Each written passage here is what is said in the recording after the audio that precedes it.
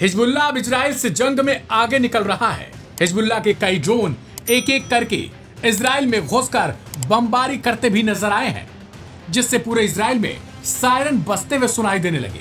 आपको बता दें कि तेल अवीव में एक के बाद एक जैसे ही हिजबुल्लाह के ड्रोन घुसने लगे और बमबारी करने लगे, उसके बाद इजराइल का एयर डिफेंस सिस्टम भी फेल होता हुआ नजर आया। कहा जा रहा है कि इन ड्रोन के हमलों को रोकने में पूरी तरीके से इजरायली एयर डिफेंस सिस्टम नाकाम दिखाई दिया।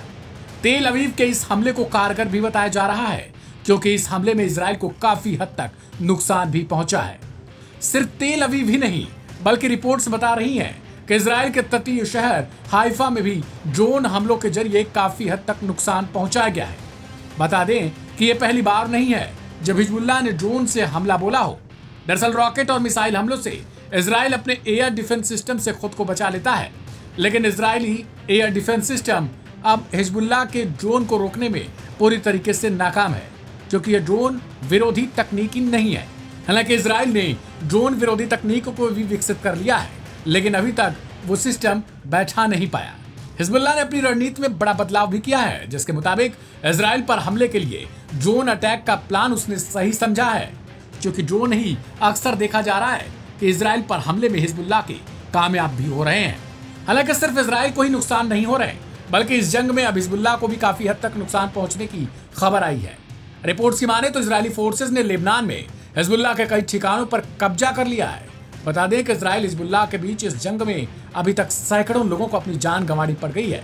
इसके अलावा इजरायली फोर्सेस को भी काफी हद तक नुकसान भी पहुंचा है। उसके कई जवान इस युद्ध में अब तक मारे भी जा चुके हैं। इससे पहले इजराइल के एक से बड़े एक हमले का हिजबुल्लाह ने जवाब दिया है। इजरायली नौसेना के बेस कैंप को भी उड़ाने की हाल ही में कोशिश की गई थी। साथ ही इजराइल में कई बस्तियों पर भी एयर स्ट्राइक हिजबुल्लाह की तरफ से हुई थी। जानकारी के मुताबिक हिजबुल्लाह ने इजरायली नौसेना के बेस कैंप पर भी बुधवार को जमकर बमबारी की थी। मिसाइल और रॉकेट दागकर तबाही मचाई थी। इजरायली नौसेना के कैंप के साथ ही कई बस्तियों पर भी बमबारी, मिसाइल और रॉकेट से अटैक किया गया था।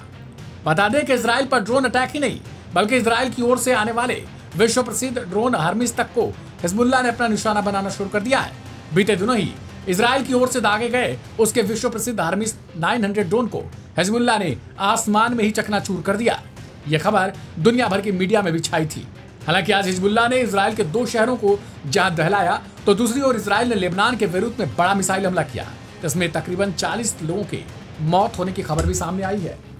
बता दें कि हिजबुल्लाह के लड़ाकों ने बुधवार देर रात को भी तेल अवीव के दक्षिण में बिलू बेस पर भयंकर बमबारी की थी। यह पहली बार था जब हमलावर ड्रोनों का एक दस्ता लॉन्च किया गया था, जिसके बाद इजराइल की ओर से इन हमलों की जांच की जा रही थी। हालांकि बाद में हिजबुल्लाह ने इस हमले की जिम्मेदारी खुद ब खुद ले ली थी। अब देखना दिलचस्प है कि इजराइल और हिजबुल्लाह की यह लड़ाई आखिर कहां तक पहुंचती है। इस रिपोर्ट में इतना ही। बाकी की तमाम अपडेट्स के लिए सब्सक्राइब करें लाइव हिंदुस्तान।